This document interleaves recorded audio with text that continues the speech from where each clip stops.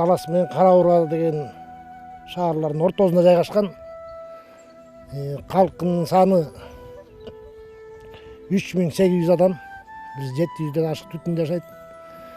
Ошо Миңбулак деп аталып калган себеби өзүбүз ошол жерде Миңбулакта турабыз азыр.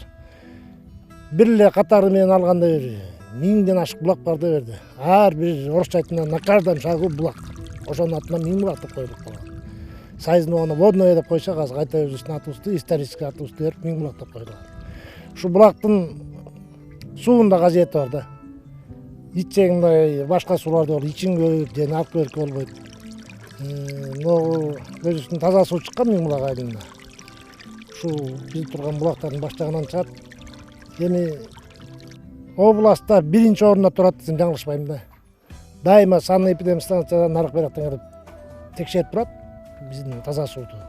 Ошондо ушу булактын казиети эмне иши 1-чи орунду бербейбиз дейт. Дайыма 1-чи орунда тазалык жагынан составында эмнелер керектүү нерселердин баардыгы бар. Сымдарак мына ушундай дарылык касиети бар. Миңбулак деген булактын суулары ушу.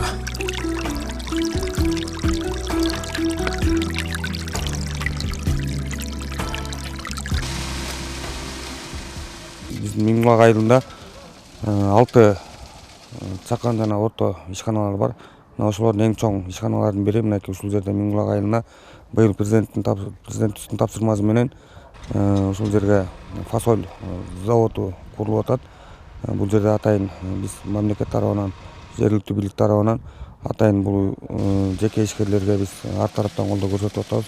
Жер маселесин чечип бергенге жана ошондой эле карьер жана башка маселелердин баарын чечип бергенге толук жардам берип атабыз. Азыркы учурда Кудай буйрса бул ишканабыз 31-августка бүткөрүү пландалууда. Азыркы учурда азыр жумуш кызуу жүрүп атат. Азыр бул жумуш менен байма-бай келип бул ишкана менен курулуш иштери менен кабар алып туруп атабыз.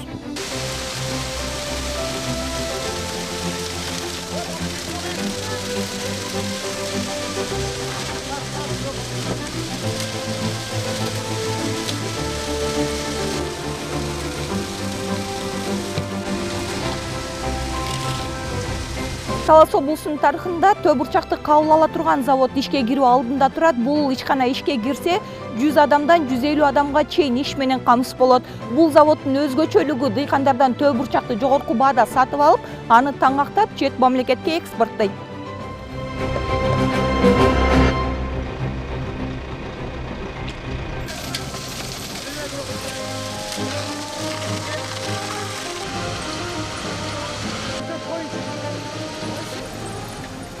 Бул ишкана Кыржети жол тейлөө ишканасында карайбыз. Бүгүнкү күндө толук кандуу иш алып барып атабыз. Биз баягы козурашып болгонго байланыштуу мамлекеттик жолдорго да тиешелүү жеке ишканаларга да келишим негизинде кызмат кылабыз. Бүгүнкү күндө 3 фракциядан материал чыгарабыз. Кум, шебен, ацеп. Bunun күчтүүлүгү bir gün bir saatында бул 50-60 тонна инерттик материал чыгарабыз.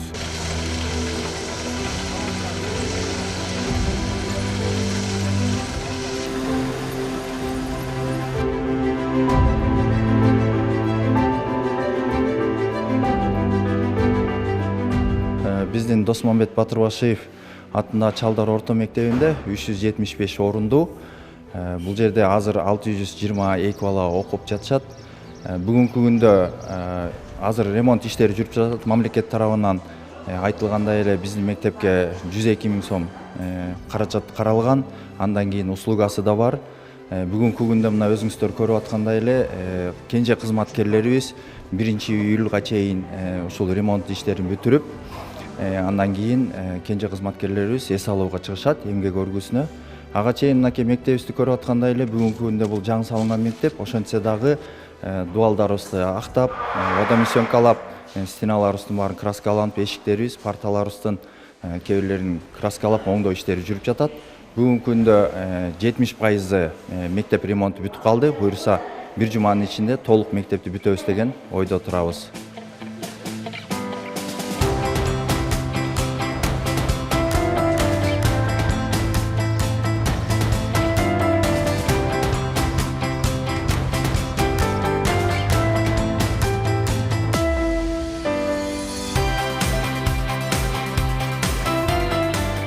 Миңбулак айылында жалпысынан 7 көлмө бар. 7 көлмөнүн ичинен 4 көлмөдө өзүңүздөр көрүп аткандай балык багылат, балык чарбасы. Буну ар бир көлдү өзүнчө жеке ишкерлер иш алып барышат. Бүгүнкү күндө бул көлмөлөрдө белый амур, карп жана толстолоб балыктын түрлөрү багылат. Бүгүнкү күндө ошол Бакай Атай өкмөтү тарабынан бул өндүрүштү колго алып, ар дайым баягы жакындан жардам көргөзгөнгө даярбыз. Бул өндүрүштү баягы балык жакшы чыккан учурларда 15 килограммга чейин балыктын таза этин берет. Мындан тышкары бул айылыбызда чакан көлмөлөрдө форель балыктары дагы багылат, таза форельдер. Бул балыктарды бир гана айылыбыздын эли гана албастан жакынкы кошуна айылдарда кошуна талгаз ичи толугу менен келип ушул балыктарды тамак аш катары колдонгонго сатып алып кетишип турушат.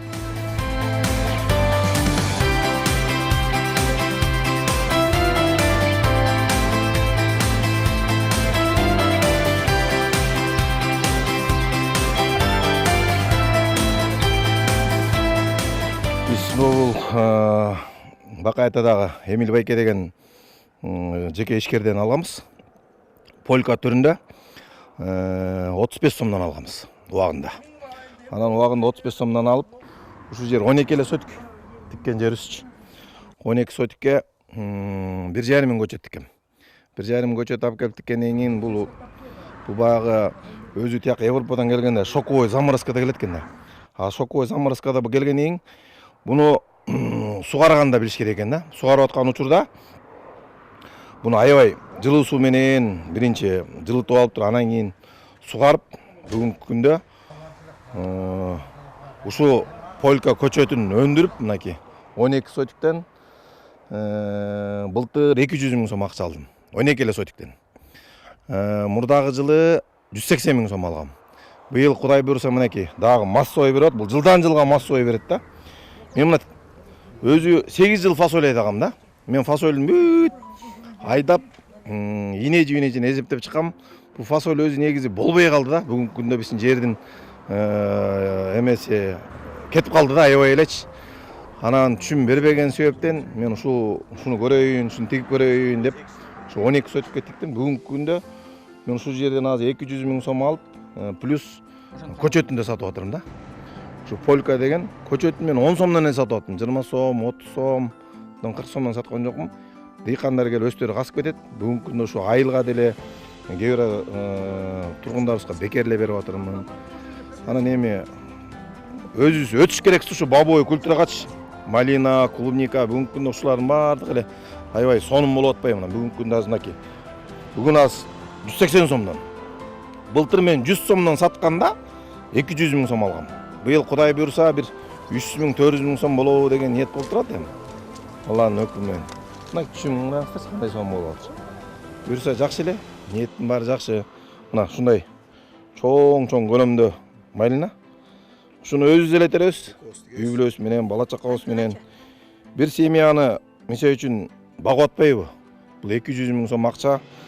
Мисалы үчүн 1 гектар фасоль айдап 60 миң сом, 70 миң сом алып атыр да. Анан фасоль ар кандай болуп атпайбы? Күн ысып кетип атыр, болбой калып атыр, суу тартыш болуп атыр, болбой калып атыр. Анан бүгүнкү күндө базы да болбой жатыр. Анан эми бул жакшы болбой жатыр да, эми башка жака өтүш керекпиз да. Ушуна малжанга, ушуна бобой культурага өтпөсөк бул фасоль менен бийиктикке жете албайбыз.